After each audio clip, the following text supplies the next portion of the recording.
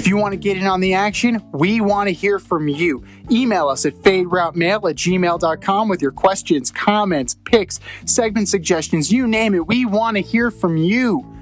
We're on Instagram too. Slide in our DMs at Fade Route Podcast. Get at us.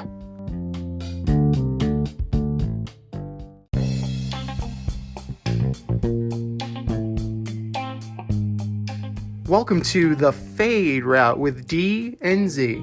Here are your hosts, D and Z.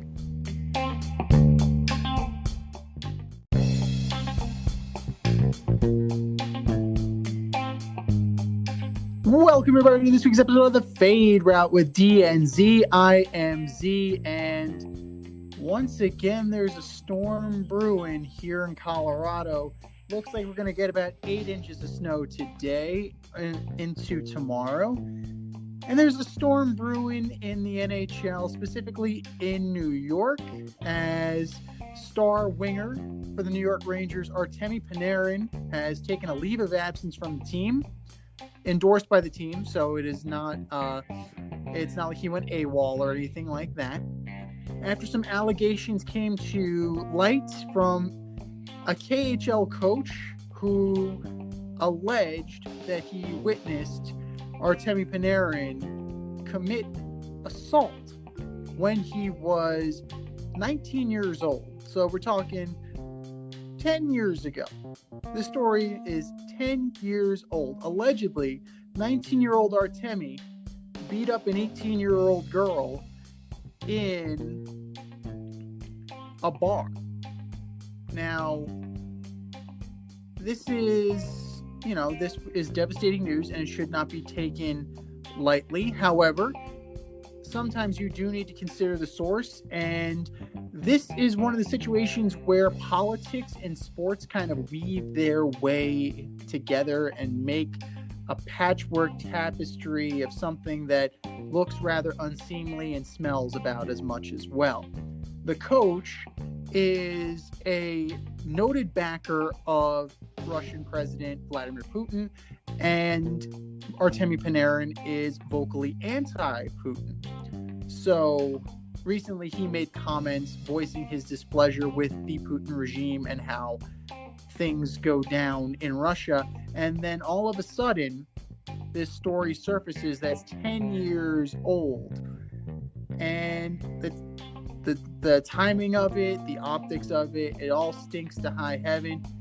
The Rangers are backing Panarin, the NHL is backing Panarin, and the KHL, the primary hockey league in Russia, has also weighed in on this statement, saying that they have no idea what the hell this coach is talking about. They have no evidence that such an incident occurred, and they, for the life of them, have no idea what he's talking about. So it's one of those situations where politics, and specifically your right to free speech, can sometimes get you in a little bit of hot water. You think back to Enes Kanter when he was very vocal regarding President Erdogan of Turkey, and he was basically can never go back to Turkey ever again. You wonder if Artemi Panarin is in that boat right now, and it's a murky situation to say the least, especially when you take into account that it could be life or death if that ever occurs. And here he is. I've known this guy since our days on Carousel Shoes, flight crew through and through, the last QB in St. John's history. What's up, D? How's it going, man? Hey, it's just sad to hear things like this, especially down the line. Promising young player may or may have made a mistake when he was 18 or 19 years old.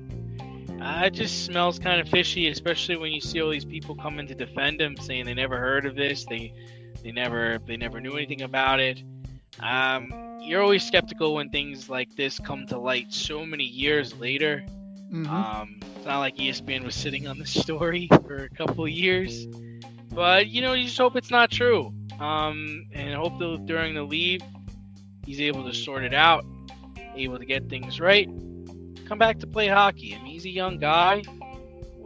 Not definitely not approving what he did if he did it, but it's just kind of hard to hold people accountable given the cloudiness of the circumstances.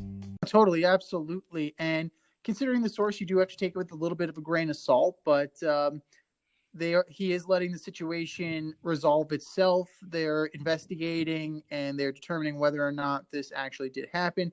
So that is the right course to take in a situation like this. You don't want to, you don't want it to be a constant situation where you are, you're having to defend yourself on a daily basis, plus mentally prepare for hockey and be physically at your best for hockey. And it's one of those things that, it's a smart thing to do. And it's definitely a heavy situation, but you got, we're a sports show at the end of the day. We don't want to keep it a little bit light. So let's talk about the Rangers for a little bit and what they can do to kind of mitigate his absence, because he is the best player on their team. So, Mika Zibanejad, the uncrowned captain, he for one definitely needs to step up. I mean, this is 2 seasons now. He should be wearing the captaincy.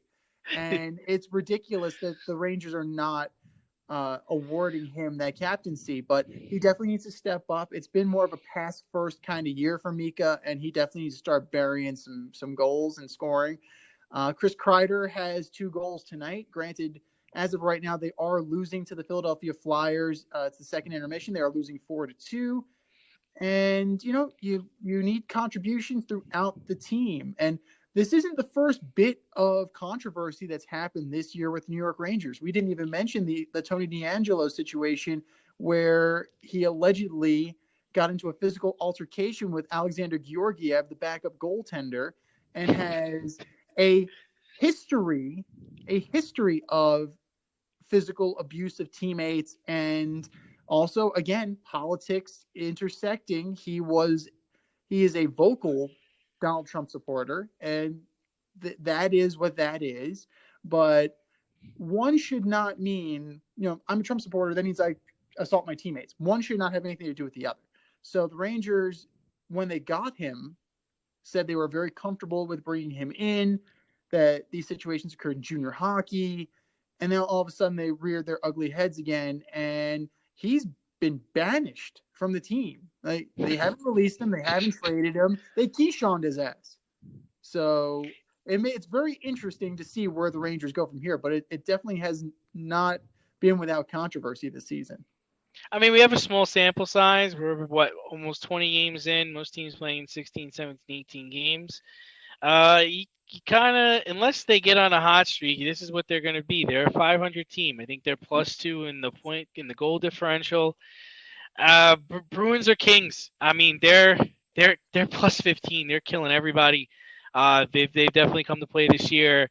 Capitals playing well. Penguins playing well. Islanders, they seem to be on the rise. I think one thing the Rangers can hang their hat on is they're on a 2-game win streak. It looks like they're going to lose tonight, but hover around 500, try to make a surge towards the end of the year, and it seems like the Stanley Cup was so many years ago for them, doesn't it? Mm-hmm. Absolutely. Just getting there against the Kings, like that feels like a lifetime ago. Never mind winning it in '94. Like 94 is, No, I'm talking about actually getting there. In between now and then. So, Sam Rosen had a great line. He said, "This one will last a lifetime." It's going to have to last a lifetime at this point in time. It's ridiculous. Damn you, Sam. They've been close. They've been on. Damn you, Sam. 100%.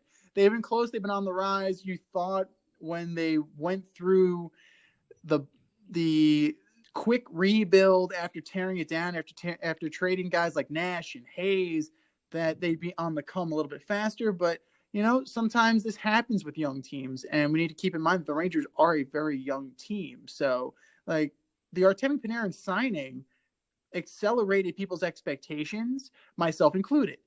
When you have a 40-goal scorer coming to your team and calling his shot saying, "I want to come to you," you kind of you kind of think bigger than what the situation is in front of you. But ultimately, they're still rebuilding. I like where they're going. Lafreniere's been playing well. The younger guys have been playing well. Capo Caco can definitely can use a little bit more seasoning. Definitely can score more. But you know, the top four teams in each division make the playoffs. So all they got to do, like you said, is kind of hover around, get hot. Defensively, they're a very stout team. So that's one thing that you can hang your hat on. Defensively, the Rangers are rather solid, considering the fact that their head defensive coach went to the New Jersey Devils in the bubble. Lindy Ruff left the team in the bubble to go take the job in Jersey. Yeah, thanks, Lindy. Fuck you. Anyway, despite the fact that they've had to deal with that, they have done very well defensively. Offensively, they're going to need a little bit more depth, and whether that means a deadline move or that means just gotta put a team concept together. You got to shuffle some lines, maybe whatever that takes. Coach Quinn, now's your time. You got to do a little bit of coaching, buddy.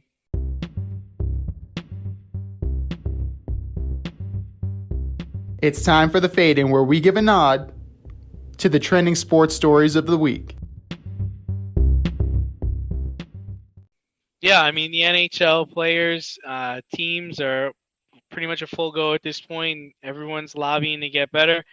The football season ended 2 weeks ago now, and the Indianapolis Colts felt they can get better by trading for Carson Wentz.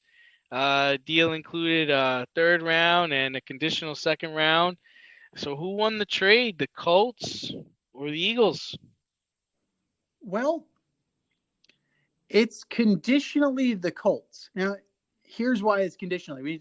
You need to go into the machinations around that conditional second round pick. It can become a first round pick if Carson Wentz either A, plays 75% of his snaps, or 70% and the Colts make the playoffs. So this is the Indianapolis Colts, as presently constructed, are a playoff team. But I think some teams will come back to the pack. Some teams do. It's the NFL.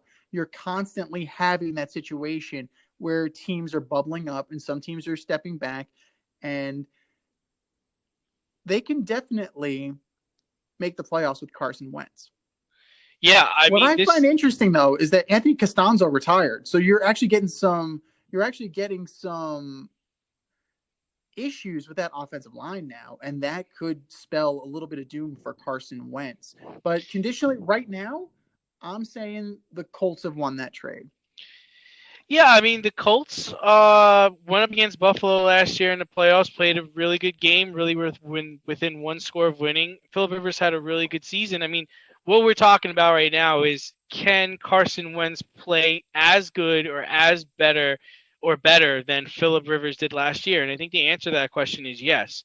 They have everything in position there to succeed. And he doesn't have to do it all. They have a really good running game. They have three backs that can run the ball. The wide receivers are okay, but you would assume that they're going to address that with all the cap space they have in free agency. They can go out there and get a Godwin. They can go out there and get an Antonio Brown. They can go out there and get players. Defensively, they were around the top in the league of defense. So I thought this was a good trade from the standpoint of the Colts. It's not like they needed to they didn't need that third round pick, or they don't really need that second round pick to get a top tier player. They're ready. And as for Philly, I think they got the most out of the deal that they could. In fact, one might even argue that the Colts overplayed for this player, but compared to what the Rams gave up for Stafford, this was great. This was fine. And it gives Philly the opportunity to try out Jalen Hurts this year. And if it doesn't work out, you can use that Colts pick next year to take a quarterback. I don't think they should waste their pick this year on a quarterback. I think they have other areas to address. But I like the move for both teams. I think both teams got what they wanted in the deal. But hats off to the Colts, because they're going to contend. I could even argue that Wentz could make himself an MVP candidate with this team, with Frank Really? Reich, going, getting all the stress. I mean, come on. Every day this man was showing up for work, he had to see a statue of Nick Foles. I mean, come on. Like, how much does that wear on you? And then you're trying. You could see he was pressing last year. You could see he was trying to do too much. Let's not forget, before this guy got hurt, he was an MVP candidate. Like, he was a guy that was on his way to winning the MVP award. He's got a Super Bowl ring. Yes, he didn't so-called win it, but he has the ability to play at a high level. And there, they've shown that they could, an old man Rivers can get us to the first round of the playoffs. Wentz could definitely do as good or better. Well, absolutely. I mean, he is younger. He's more mobile. He's got at this point in his career, he has a better arm than what Phillip Rivers gave you. That's for sure. That's a given. But the biggest ability is availability, and Carson Wentz has not been available. So they definitely need to. I mean, this was a smart move. It was a shrewd move. It definitely blows up what you think the blueprint deals are going to be, because everybody was like, oh, the Matthew Stafford deal is going to be the blueprint for what needs to happen for these kind of quarterback trades. And then the Colts and Eagles are like, no, not particularly. No, not at all. No. Yeah. But I think the Eagles, I don't know what's going on with them. They're in a total rebuild mode right now. I mean, you're not giving Jalen Hurts any additional help unless you're drafting guys, but then that's going to be a very young receiver core. You cut Deshaun Jackson, you cut Alshon Jeffrey. You're setting up for a little bit of hurt, no pun intended, in Philly. But for the Colts, they definitely need to invest in a quality backup quarterback. So, whether that's bringing Jacoby Brissett back, whether that is, bringing in a Josh McCown or a Ryan Fitzpatrick, as McCown, he's the most retired guy I've ever seen. Like, in the middle of the year, he just showed up at the Texans and he was just there. So at any given point, I mean, a guy with experience, a guy who can play, one, will push Wentz, and then two, if God forbid anything happens to him, the Colts will have somebody who's ready to step right in, and they can continue moving forward.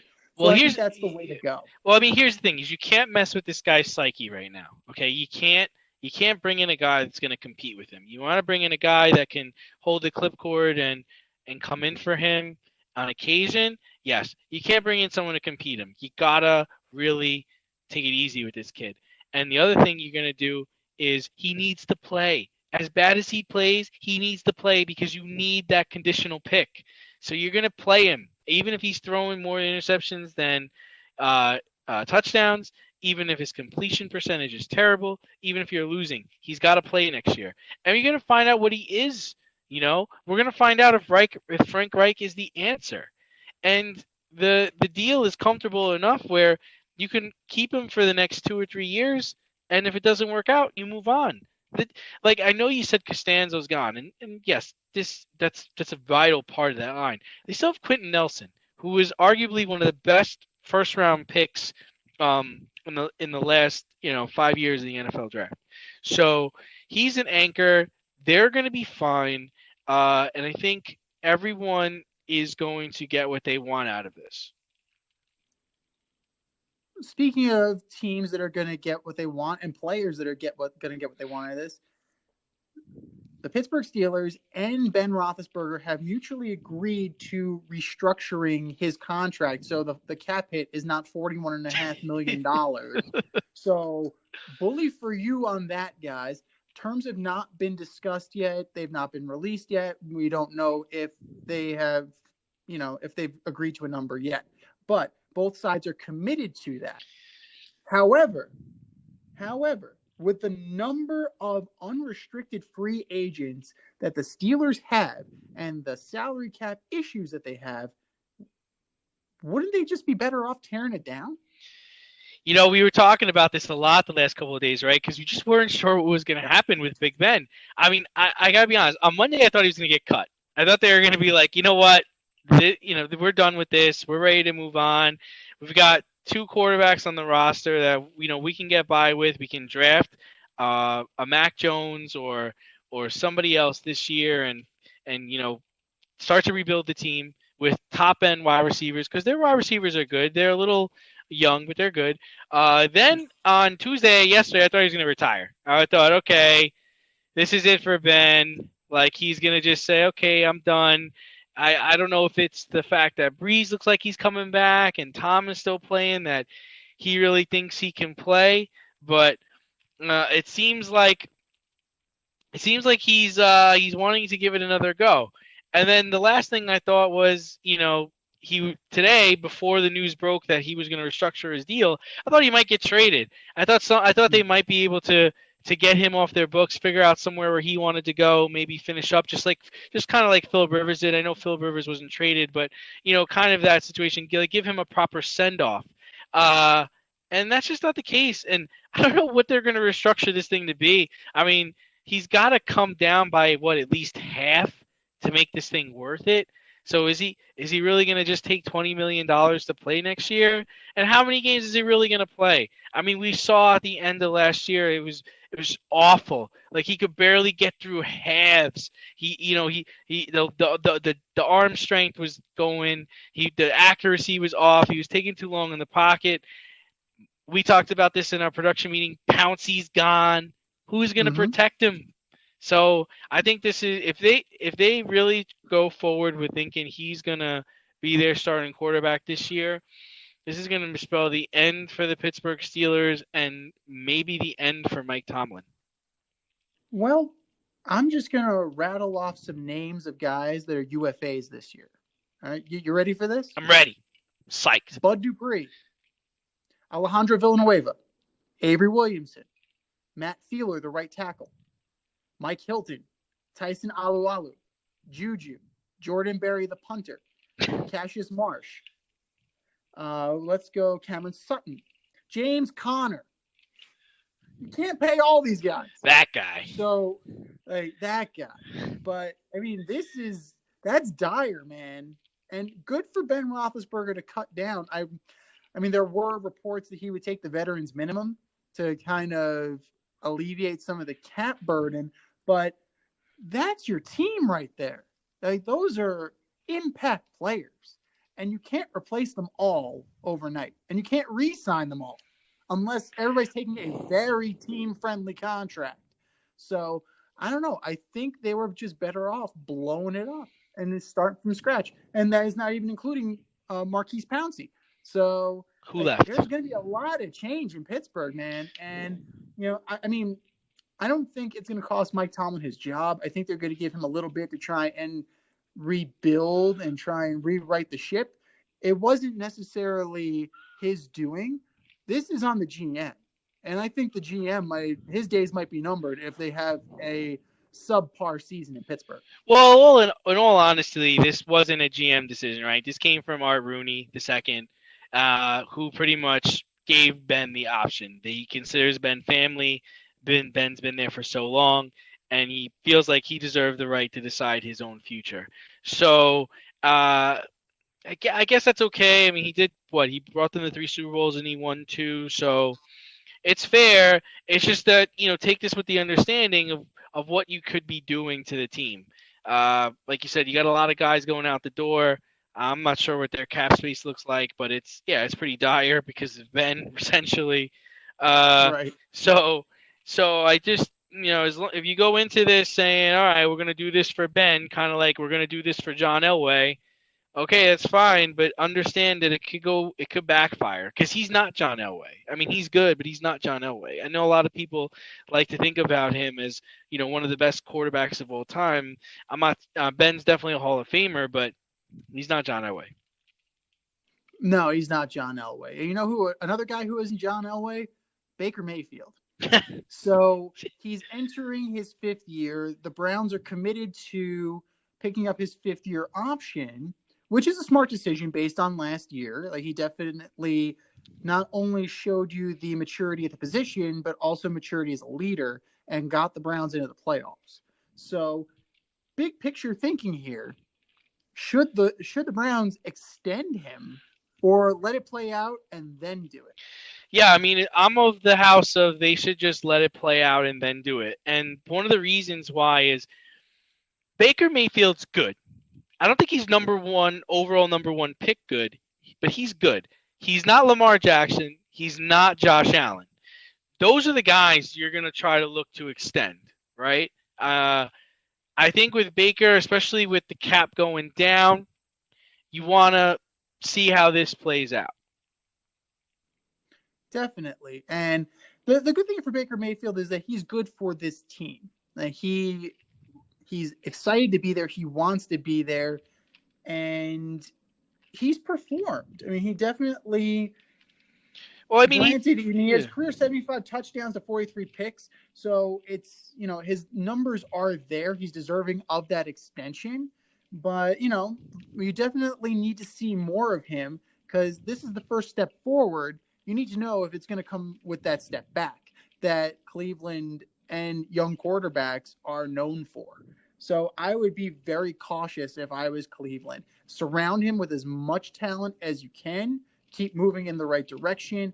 And if he does take a step back, you revisit it. But if he takes that step forward, then you have to see what kind of contract he's going to command and what kind of money he's going to want. Because, everybody, let's think about this. Like Matthew Stafford, Matt Ryan, Joe Flacco. What do these guys all have in common? At one point, they were mediocre quarterbacks that were the highest paid quarterbacks in the NFL. Now, would you, if you had the GM hat on, if you were the GM of the Browns, and Baker Mayfield comes to you and say, I want to be the best, I want to be the highest paid quarterback in the NFL, like, how would you respond to that? Yeah. Laughing in the face. Yeah. I'd say I'm not sure about that one, Bake Show. Just given the history of the Browns and given the history of, the position, you just don't know. And at the end of the day, they're really a running football team, right? I mean, that's their bread and butter is we're going to play defense and run the ball, and we're going to efficiently pass the ball around the field. They can get another Baker Mayfield. I'm not saying that quarterbacks are a dime a dozen, but he doesn't do anything that screams at me, oh man, we got to lock this guy up. Man, we got to make sure that he goes nowhere, right? He hasn't shown that, right? Think about think about Justin Herbert. Like we watched him play last year and like, whoa, that guy can throw it, that guy can run it. He's on a bad team, but damn, that is talent. I don't see that when I see Baker Mayfield. I see a guy who's good and, he's good. And I think that the idea is you're going to let the market settle too. You want to see what those other guys that were drafted with him get as well. Because he can't get the Josh Allen dollars, right? No. And then he hasn't performed for it. Right. And then, Josh Rosen's out of the league. Sam Darnold. I think Josh Rosen got a ring, didn't he? He was the third string in Tampa Bay. No, he got he got signed over. Didn't he? Did he go? No, he didn't go to Tampa Bay because Bruce Arians was his coach. I think he went to one of the Florida teams. I think not Florida. I think he went to the Rams. Didn't he go to the Rams? Look this up. Oh, right now he's on the Niners. Yeah, he's on the Niners. I knew he went to one of those West teams. So yeah, I mean, if I'm the GM and Baker wants to be the highest paid guy, I kind of laugh it off and move it on down and say, well, we'll see what happens. Sweet Josh Rosen money. Right, because you can't. That's the other thing is like you're not. He's not going to set the mark. Josh Allen's going to set the bar, and then you got Lamar Jackson. And this guy. So yeah. So that's where it stands with him. Well, I mean, Baker Mayfield's just kind of like a guy, and they definitely. I mean, that's what the franchise tag is for. It's the you don't want to commit long term, but you need a quarterback. So, I mean, I could definitely see them, franchising Baker Mayfield, and the franchise tag the window is open now, so we're definitely going to keep an eye on that. And whenever you hear the franchise tag, you automatically start to think about Dak Prescott because they still have yet to commit to him in Dallas. So it makes you wonder, like, is he long for Dallas? Like, what is Dak's future with the Cowboys, if any? Yeah, I really feel like Dallas messed this up, but they have a chance to fix it. And I think the way they fix it is you trade him. You can't sign him to a long-term deal at this point because you just don't know what you're getting back. I'm not saying the guy can't play anymore, but he had a serious injury and you just don't know how he's going to respond. The second part is you know your line is falling apart. A lot of those guys that were Pro Bowlers and big time linemen, they're not as good as they were 5 years ago or even 3 years ago. And now, you know, you're gonna have to find a way to fill those voids. The other idea is the salary cap's gonna be lower, so you can't franchise him again. You can't do that. You can't pay this guy what would it probably be 38 million dollars just for a season. Meanwhile, they franchised it last year. He only played in 5 games. So my idea is you get on the phone to Denver. You say, "Give me Drew Lock and 2 first-rounders. I'll give you Dak Prescott." John Elway gets the quarterback that he's been longing for since Peyton Manning left. He can sign him to a long-term deal and call it a day. You always like to bring up Denver when it comes to quarterback trading. It's because you live there. Just like, it's because I live here, and they haven't had a good quarterback since John Elway. So yeah, I actually like Drew Lock. Drew Lock's not bad. He's definitely not bad. And same thing with Dak Prescott. He's not bad. Like, that's the best compliment I can give Dak Prescott. You're not bad. Are you $38 million good? No, absolutely not. So I'm with you. I think that you definitely need to trade this guy. And where we differ is the location. You're Mr. Denver when it comes to, I'm in Denver and he's Mr. Denver in terms of trading people. How come you don't want to ever trade people here, man? I'm always sending you players. You don't send any players to me. Well, that's because you got New York is pretty well set right now in terms of who they are. I mean, you got that Sam Darnold, man. Like, Dak Prescott for Sam Darnold. That's straight up, No, but there's one. And a cup of coffee. And a cup of coffee. I take it black. Extra large, please. But there is one owner that I think Jerry Jones can actually take advantage of in this market. And that is David Tepper, the new owner of the Carolina Panthers. He is desperate to get in on the quarterback situation.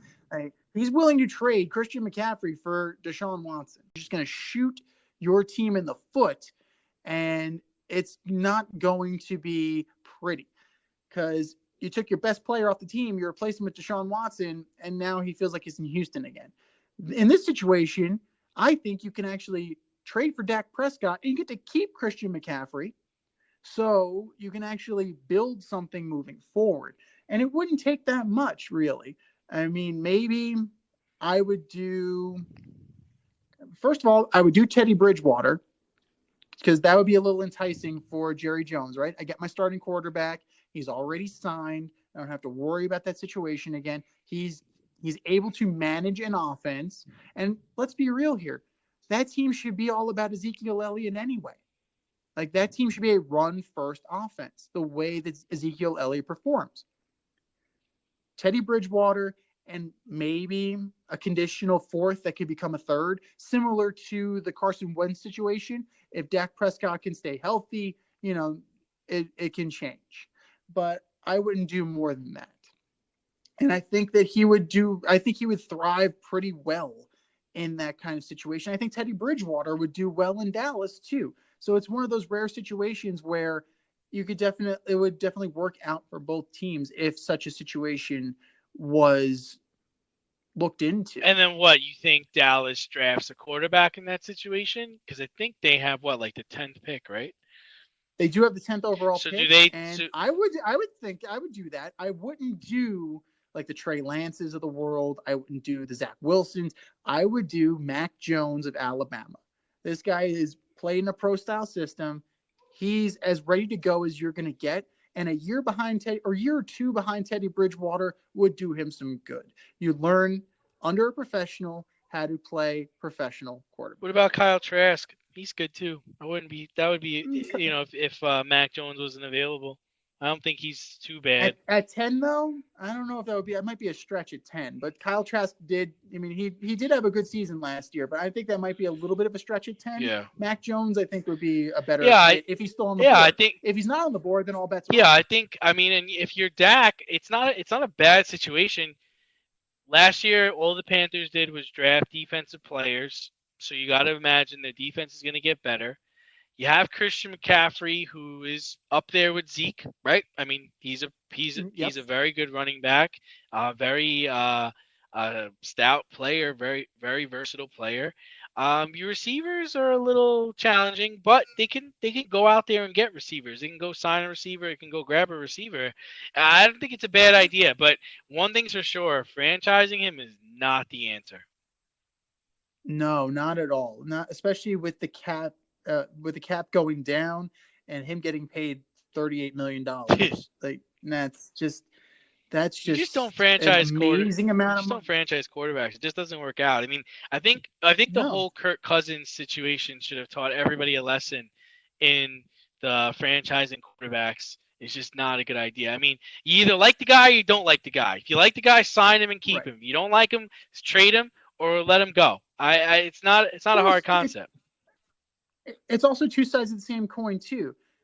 Kirk Cousins decided to bet on himself and take the franchise tag again, and then he outplayed his performance. Whereas Dak Prescott did the same thing, and his ankle popped out of his socket. So that's the risk you take with the franchise scenario. So, I mean, it's one of those things that you hope that Dak Prescott is healthy and ready to prove his worth, but he's definitely run his course in Dallas. Otherwise, they would have signed him long term. Well, the writing's on the wall. Well, I mean, I definitely think Dak is actually in the driver's seat, right? I mean, he has everything to prove.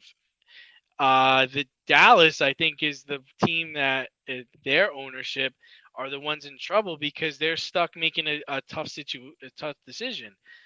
They worry that if they let this guy go and he winds up becoming a Hall of Famer for another franchise. The other problem is you worry about getting nothing for him, right?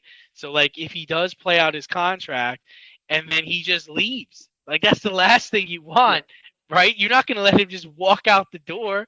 And that's the whole thing. It's like, if I'm Dak, I don't want to make a deal either. I'm going to hold out as long as I can unless you give me the crazy amount of years and the crazy dollars I want. Because you know what? If I show up this year and I play my heart out, I'm getting paid next year. You are going to get a shit ton of money, and that's true.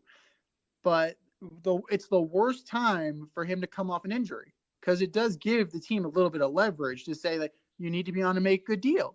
Like, you need to show us that you are healthy enough and worthy enough of this contract. We know what you've done in the past. That's before your leg exploded. So, exactly. So, you need to show us that you're healthy and capable of playing again. It's almost a similar situation.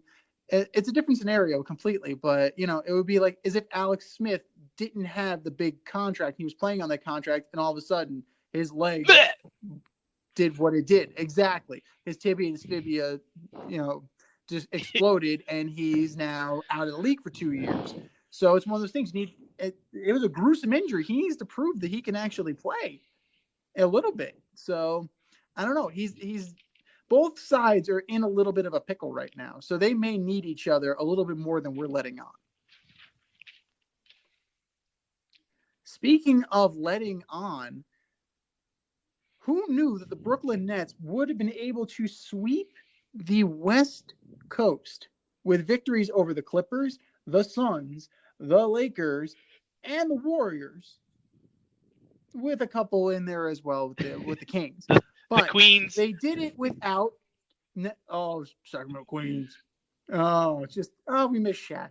Shaq. Good to hear from you, my friend. But, who would have thought that they would have been able to do that without Kevin Durant, who missed all of those games? I personally didn't think so. What say you? It was surprising, and it wasn't surprising. I mean, the Lakers don't have Anthony Davis. Golden State still doesn't have Clay. The Clippers game was very close. It came really down to one possession, but the fact that they didn't have Durant and they still won was pretty impressive. The Lakers are 1-5 in their last 6 games without AD, so they're not really playing so well. It really came down to the last play against the Clippers. Kawhi gets called for an offensive foul, which it's called by the ref underneath the basket who can't even see what is happening in front of him, which was awful. On the trip, Harden moved over to point guard. Kyrie's playing the shooting guard now. Kyrie's he's like a magician out there. He looks so good. It's they're just tough to beat. They're really tough to beat because you got to score a lot of points to beat them. That's true. They do score a lot of points. The problem is that they're also giving up a lot of points. And the lowest amount that they gave up on their road trip was 98 to the Lakers without Anthony Davis. So if you're looking at it, it's 108, 98, 124, 125, 117. That is not sustainable for a playoff run. For a 5-game stretch with 5 different teams, yeah, absolutely. You can definitely overcome that. But the same team 5 times, you need to be better than that. And granted, they will have Kevin Durant for the long run. What's very interesting to me is the dynamic shift in that Kyrie Irving is going to play off the ball and James Harden is going to distribute it. What's interesting is that that's the exact opposite of what they were originally going to do. So it's like, it's very well. Good job, I guess. Coach Irving and Coach Harden got together. With Coach Nash there, and whoever was running the show that week said, "We're going to try this, and we're going to see if it works. We're going to throw it against the wall and see if it sticks." And as of right now, it's sticking very well. And they were able to do it without the real adult in the room, without Kevin Durant. So that is impressive. Granted, I mean, right now they're 21-12. They're on a 7-game winning streak.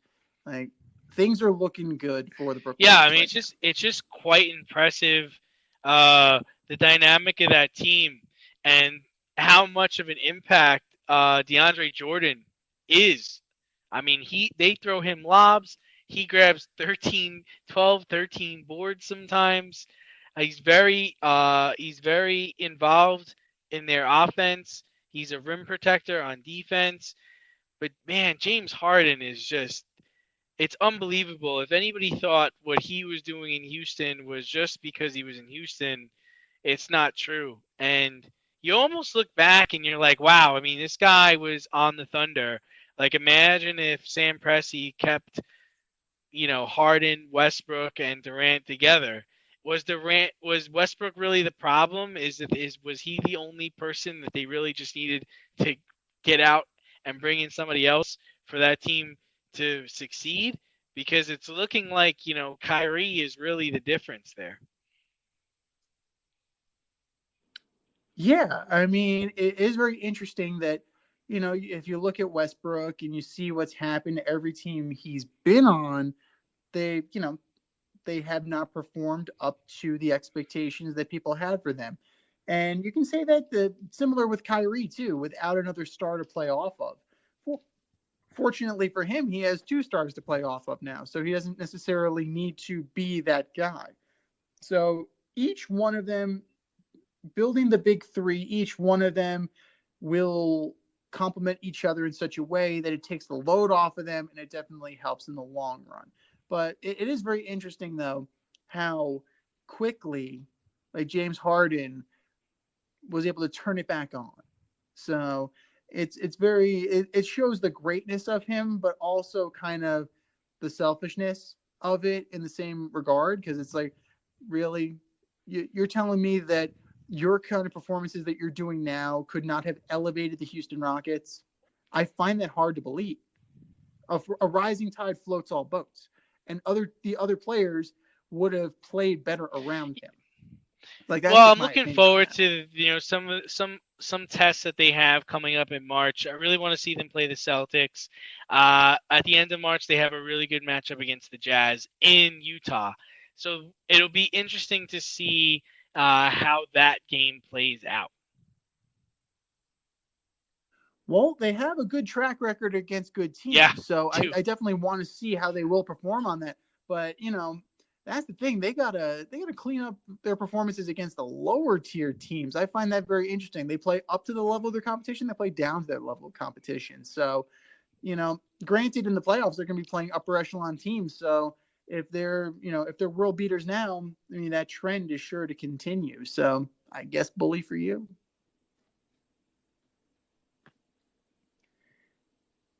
Speaking of bully for you, the 2021 All Star Game released their starters, and it's a pretty good list. I mean, the two captains were LeBron James Shocker. and Kevin Durant.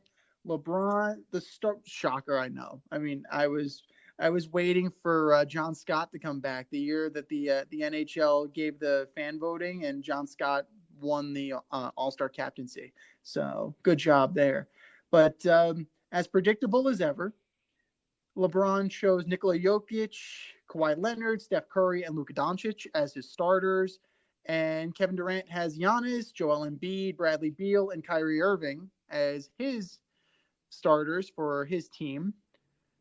A noticeable omission from the Western Conference All Stars, one Damian Lillard. Now, he does have better stats than Luka and Kawhi Leonard, but strangely enough, they're starting and he's not. So is Dame time just bench time, or is he not as good as he thinks he is, or like I what just is the want all our deal listeners here? to know that we were very reluctant to talk about this segment because we're very against the NBA All Star Game. But This but game shouldn't even it be is happening. trending news. Yeah, the problem. I love Dame time, and I think Damian Lillard is very, very talented and very good player. But it's like, who's he going to start over, right? That's really the problem. It's they're just so they're just so they're so deep, and I have actually more of a problem with the snub of Devin Booker.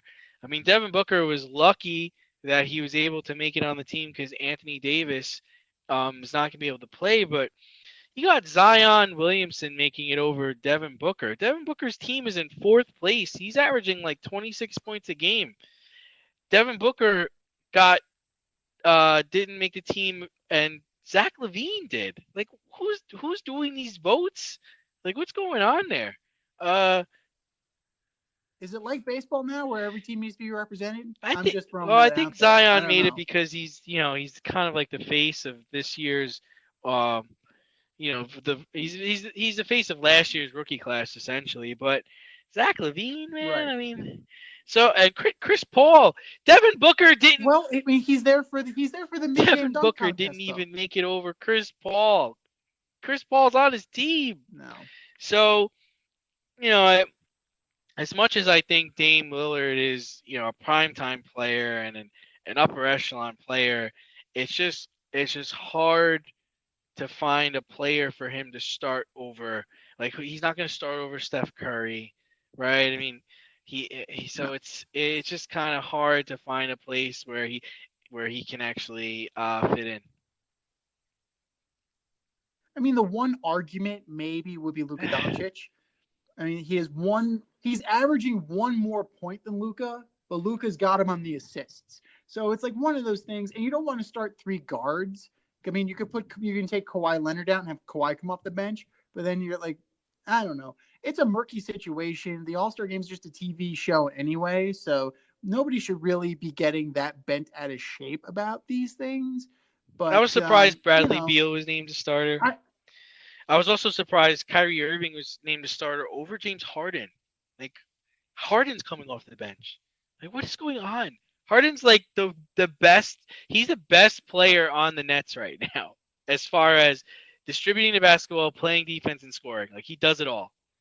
yeah, I mean, Bradley Beal is shooting 48% from the field, and he's averaging His close to team his team is 33. like in So I can see his why team is he like was in on the team. 13th place though.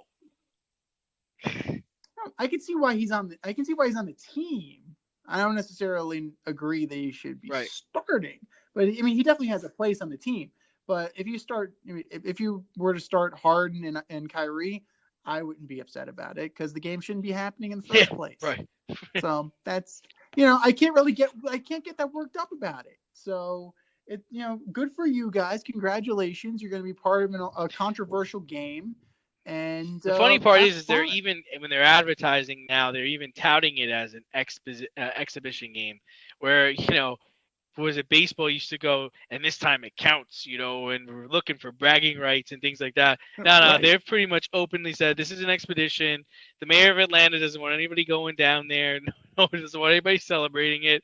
It's just like, what a waste of time. Well, fortunately for the NBA, their All-Star game never ended in a tie. That's the reason. That's the only reason why, the overreaction and course correction that makes Rob Manfred blush was that, because there was a tie, now we have to have a complete overreaction to that situation. And now the home field advantage in the World Series. Can you imagine if the home court advantage in the NBA Finals rested on the result of the All-Star game? Like, that just sounds preposterous, doesn't it? But for a while, Major League Baseball said that's a fucking great idea.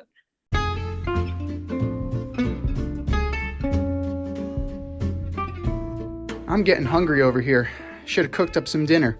And if you're looking for a new cooking show to binge, check out As You Eat It on YouTube, hosted by me, Chef Z. I invite you into my home and show you what and how I cook when I'm off the clock as a chef instructor. You're going to learn fun recipes and creative methods to empower and inspire you in the kitchen and take it to the next level. Cook how you want to cook, eat how you want to eat as you eat it. That's As You Eat It, available only on YouTube. AZ, you eat it.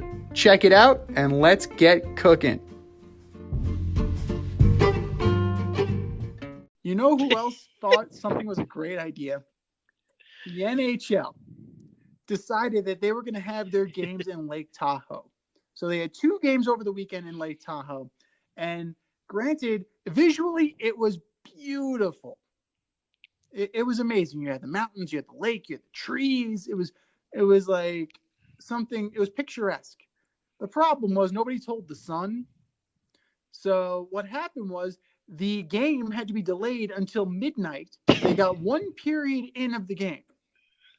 And then it's like, no, this is too slushy. We need to wait 8 hours. The puck did not drop until midnight Eastern time for the second period. It was just a warm-up. Who was to blame for? Yeah, there's the warm-up. Yeah, exactly. I got my 8 hours in. I'm good to go. Let's just make this happen. So, are they going to go back? And who is the your buddy Gary Bettman? It's your buddy. Boo! I really thought it was a disaster. I think a lot of people are trying to sugarcoat this and make it seem not as bad as it was. Even the players were nice and saying, "Oh, we were doing the best that we could, and we just wanted to go out there and play. We went back to the hotel. We all ate, took a nap, and then came back, got ready, and played the next 2 periods." But they're really lucky nobody got hurt. The ice looked terrible. No, absolutely. And it was turning to slush. Everyone's falling. Lucky nobody was on a breakaway and tore up their knee. Oh God, yeah. Landeskog ate it. I think you had a couple of players from the Golden Knights. The refs were all over the place. Oh my God, it was just a bad look all the way around, and you were just like, it was amazing how much slush was coming off that ice. And I don't remember if you remember the game. It was, I think, 1991 or 1992.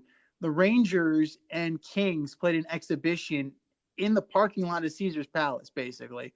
So they put up a rink outdoors in January. It was hotter than hell and similar situations. So you need to correct these kind of things. You need to look at a forecast and say, hey, it might be a little too hot for ice.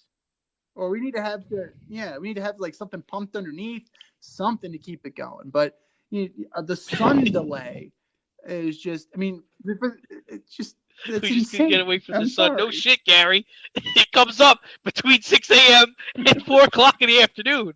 No, listen, It was. But it's set It in was. the It West, was. Listen. It so was you're picturesque. screwed. It really was. It was breathtakingly beautiful at some points, but and it's cool to play hockey outside. I think it's really. It's different. I get it, but guys, stick to cold weather cities. Like, come on. Like, let's stay out of Florida. Let's stay out of Arizona. Let's stay out of California. Let's keep the Winter Classic in cold weather cities for this charade. And that's what it is. It's a charade. They learned their lesson with the first game because in the second game they're like, all right, we're gonna start just at 4:30. we're not gonna start in. We're not gonna start in Yeah. early in the afternoon. So they're lucky nobody got hurt. That's what I took away from it. No, absolutely. Because that would have been a nightmare scenario if one of their best players in the league, Gabriel Landeskog, just blew out his knee entirely and wrecked the Colorado Avalanche's I chances of going for the Stanley Cup. Or, God forbid, anybody on the Golden Knights. Or, and it's just, it I would have been think a they're bad look. also lucky because Totally. the players were so on board with it. Like at least me, I didn't read any players giving the situation a hard time or giving Gary Bettman a hard time. Like all of them were like, everyone's trying really hard and we want to go out there and play. Like bravo to the PR for both teams who kind of talked their players up because nobody really complained about the situation. I don't know how the NHLPA felt again about it, but I think if this was Major League Baseball or the NFL, oh man, they would have lost their shit. I think they were just happy that they were able to get out of it in one piece. Totally. Speaking of teams not being able to get out of it in one piece, Seattle Mariners CEO Kevin Mather resigned after a horrendous 45-minute local Rotary Club interview that turned into somewhat of a dumpster fire, where he disparaged a Japanese pitcher for not learning English, belittled his star prospect for being lazy. He pretty much put out his team strategy that they're not going to call up their best prospects to ensure that they don't accrue the necessary service time to become free agents faster. Uh, yeah, it's just not a great day for actually, it wasn't even a great day. It was 45 minutes long. Not a great 45 minutes for Kevin Mather. But is this part of Major League Baseball's reckoning continuing, or are people just pissed off because Yeah, he I got don't know. caught? We were talking in the production meeting. I watched the video. I kind of had mixed feelings about it. I talked to a buddy of mine who actually is a beat writer for the Mariners, and he was like, this was 2 years in the making. This guy's a clown. He got what he deserved on this one. I feel like he was just being absurdly honest with certain things, which was a bad thing. Um, Yeah. I don't know if he thought this call was in confidence, and I don't know why he decided to open up on so many things as far as like where his staff parks and the interpreters for players on his team. Come I find me, just bro. I don't Come know find me. why he would talk about such things. And when he was talking about the player's clock, I mean, that's just the truth. I mean, and it's everybody knows it, and that's kind of why the players union is really going to go to town with the owners come, December, because you messing with somebody's money, you're messing with somebody's livelihood. Kalenic wants to bet on himself, and he does those 6-year and 7-year options he thinks are disrespectful. Maybe you shouldn't talk about that to your Rotary Club, but I think he was being truthful about it. So you interview these people all the time, and you kind of want to write about different things they say. You don't want them to give the PC answer. This is a guy that was being brutally honest on very controversial subjects, and now he's gonna have to pay for it. He lost his job. Mariners are a terrible organization. It seems they haven't, I think, made the playoffs in like something like 20 years. I don't know how true that stat was, but I think one of the North American teams that hasn't made the playoffs in a really, really long time. And he was, pouting his chest about how they have the lowest payroll, which I thought was hilarious too. But I mean, this guy's a clown, and I guess it was good that he's gone now. Yeah, I'm pretty sure that stat is right about the Mariners because they set the Wins, record and then for they never won most again, right? wins in a season. And then they got escorted out of the playoffs by the Yankees. And that was the last time, right? So, That was that Brett Boone team, I as think, far, right? yeah, I mean that was a loaded team. You had Ichiro, you had Mike Cameron, you still had Randy.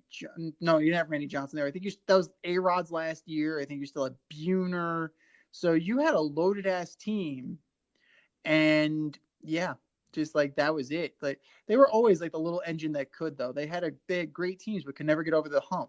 Like if the Indians didn't win that World Series, they would be looked in the same light, in my opinion. Those mid-90s Indian teams. But as far as what this guy did, all he did was really expose what is going on in the back rooms of your favorite baseball team. Actually, your favorite sports team in general. If they can avoid paying high quality talent, they're going to do it. If they're going to delay it, they're going to do it. I think it's just that he got caught. It was like a Bond movie, like I said in our production meeting, like that annoying scene in every James Bond movie when the villain just elaborates on the whole plan and spells it out for you like you're some kind of fucking idiot. But this is exactly what it was. Like, yeah, we're doing it on purpose. Oh, but wouldn't you? If you can delay paying these guys, absolutely. Where you lost me, whereas when you start talking about the Japanese player and your Dominican prospect and how they don't want to learn English and I don't want to pay an interpreter and dude, like I'm just gonna get you a shovel because you're just digging and you're just gonna keep digging. And yeah, he dug himself as soon as out. he said that, he was done. But he decided to keep going. I think he probably knew it too. So he's like, "Shit, I'm just going out. Like I'm just gonna light every bridge on fire." The only thing missing back. from that call was Here him we go. cracking open a beer and doing a Stone Cold Steve Austin. And that's the bottom line. If you think we're gonna finish in last place, give me And that's the yeah. bottom line. But that is the bottom line. This is the dirty little secret that your Major League Baseball teams don't want you to know. Yes, they're trying to control the service time of their minor league talent. Why? Because they don't like writing those $300 million checks. Regardless of what the organization says, they're not happy to pay Fernando Tatis $340 million. No, of course not. But better to do it now to when he becomes a $500 million man or a $600 million man, because they always go up. The costs always go up. The price tags always go up. So lock him in now. It's a great strategy. Just don't be so open about it.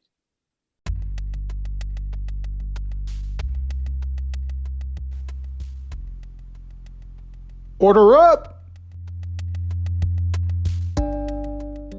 You asked for it, and now we're going to give it to you. We're going to order up the best rotations in the major leagues, starting from 5, going all the way up to number 1. At number 5, I have a little bit of surprise. I have the Cincinnati Reds with Sonny Gray, Miley, Hoffman. I think they're going to surprise some people. The Reds were a good team the last couple of years, and I think this rotation is going to help them put them over the top. At number 4, I actually have the Padres with Snell, Paddock, Darvish, Lament, Gore, and Clevenger. And then at 3, I have the Braves with Soroka, Morton, Fried, Anderson, and Smiley. At number 2, I have the Mets with DeGrom, Carrasco, Syndergaard, Stroman, and Walker. And then number 1, it's no surprise to anybody. I have Kershaw, Price, Buehler, Bauer, May, for crying out loud. I don't think anybody's going to score any runs on them.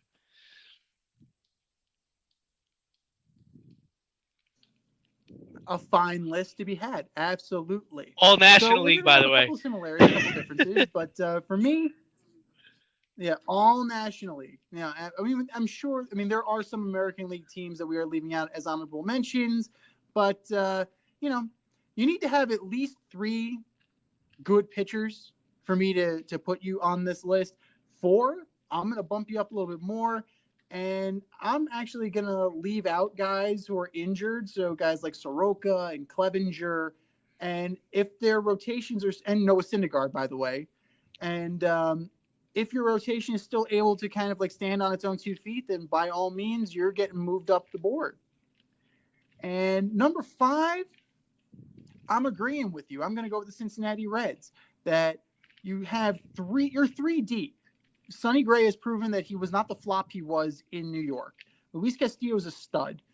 Wade Miley is a solid number 3. If Lorenzen can actually translate out of the bullpen and into the rotation, that's dangerous. So that is definitely a guy that I am interested in seeing in more than one inning. So we're going to take the Reds at number 5. Number 4, I'm going to go with the Dodgers, believe it or not. Yeah. David Price, I have no faith in. Never have, never will. Never liked him. Not a great pitcher, in my opinion. Dustin May, he was okay. He wasn't great. Wasn't anything to write home about. Trevor Bauer, and I'm not just saying this because he didn't sign with the Mets. Trevor Bauer has had one good season. Everything else has been okay. Let's not blow. I mean, if you really do the statistical deep dive, he's okay. Kershaw, he's at the tail end of his career. And then Buehler, to me, is the only true stud they have. Bauer's on a little bit of a prove it, but last year won the Cy Young, weird ass season. So really for me, it's like 2.5 pitchers. So the Dodgers are going to be number 4. Number 3, I'm bullish on the Atlanta Braves. I really like what they've done. Ian Anderson's a really good pitcher. Max Fried is really good. Drew Smyly is solid. Charlie Morton is definitely going to give them the veteran anchor in this rotation. So I think they're going to continue their upward trend. Number 2, the San Diego Padres. Lamet is a question mark. Clevenger is a question mark, but you're still left with Darvish, Snell, Paddock, and if they decide to bring Mackenzie Gore up. A.J. Preller's been playing that Seattle Mariner game with Mackenzie Gore, but he also hasn't been including him in trade rumors. He's untouchable, but he's also unable to crack the Major League roster. So I find that very interesting. That being said, Darvish, Snell, Paddock, and whatever you get from the rest of the guys, that's pretty damn solid. And then number 1, wow, of course, the New York Mets. DeGrom, Carrasco, Taijuan Walker is solid. David Peterson had a very good rookie season. If he could build on that, if Marcus Stroman could keep his head on straight and actually be on the field, that could be a very good one. That could be a very good addition. So I think the New York Mets, and then Syndergaard's coming back in June or July. You definitely have a lot of depth where no depth used to exist. So with that being said, the New York Mets, for me, the number 1 rotation in all of baseball. Did you like our order? Do you have a better one? Hit us up. faderoutemail@gmail.com with your order, or slide in our DMs. IG is Fade Route Podcast. Get at us and tell us if we fucked up or not. Simple as that.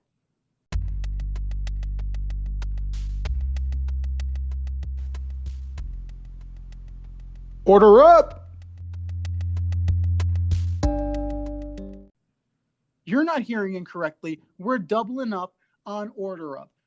We're starting our division previews this week, starting with the division of the World Series champion Los Angeles Dodgers, the National League West. So, from 5. I have number 5. I have the Rockies, the Arriendo-less Rockies. Trevor Story, Charlie Blackmon. They're probably going to get traded. There's no pitching on that team in that offensively friendly Coors Field, so I think they're going to finish at number 5. I got the Giants. Surprisingly, Buster Posey, I think, is coming back. Brandon Crawford's a decent player, but they're just not scary anymore. There's nothing to worry about whenever you go play them. I think Cueto is still their ace out there, but they're beatable. The D-backs, I have them coming in at number 3. I really think they failed this offseason. They finished 25-35 last year. Last season, Madison Bumgarner, who had a shitty first season in a 5-year deal. So he's really going to have to turn this thing around. But there's nobody really exciting there. And at 2, I have the Padres, or the Tatis All-Stars. They're up and coming. You know, they've definitely fortified their rotation with Snell, Paddock, Darvish, Lament. They have Machado, Hosmer, very expensive infield. These boys are young and these boys could play. And number one, it's the defending champs. They're just stacked, man. Kershaw, Price, we talked about it already, all their pitchers, but then the hitters brought Turner back. Betts is probably one of the top 3 players in baseball. MVP Seager, Bellinger. They're just going to be hard to stop.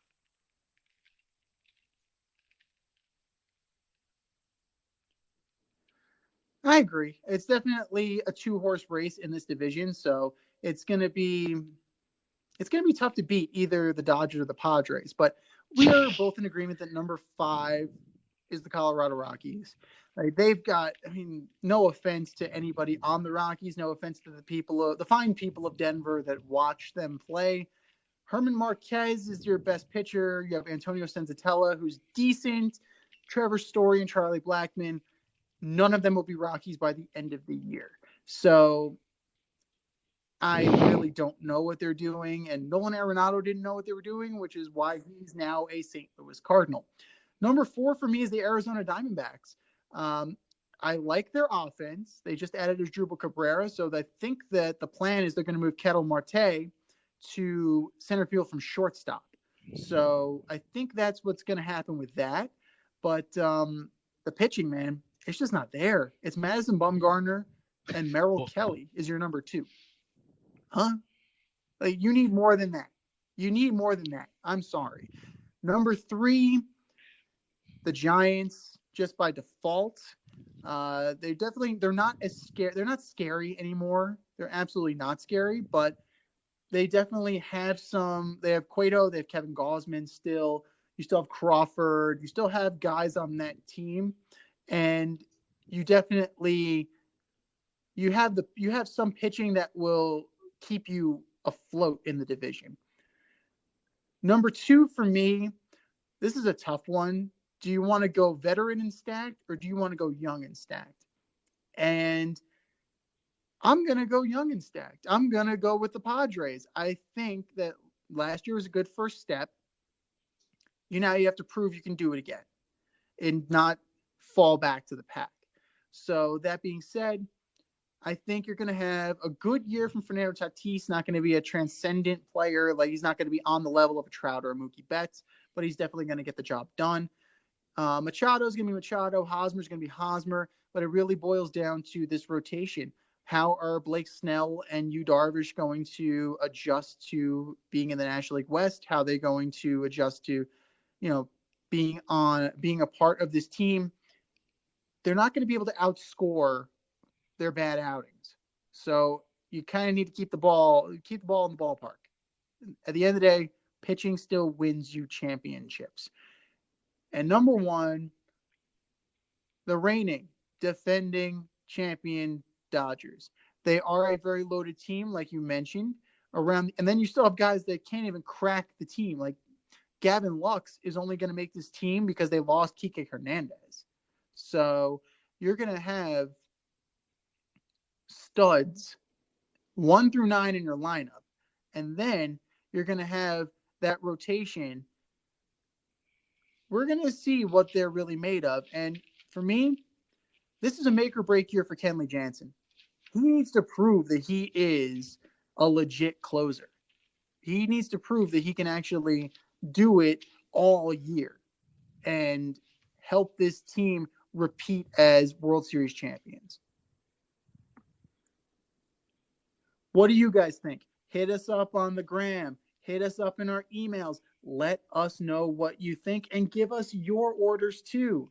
Thanks for tuning in tonight. You can catch our podcast every Wednesday nights on the Anchor, Spotify, or other outlets where you listen to your podcasts. Until next time, stay faded, everybody. Thanks for listening to this episode of our podcast. If you like what you heard and want to hear more, be sure to like and subscribe on your favorite podcast platform. Rate us 5 stars, leave us a review, turn on subscription notifications, and tell your friends. Spread the word, spread it wide.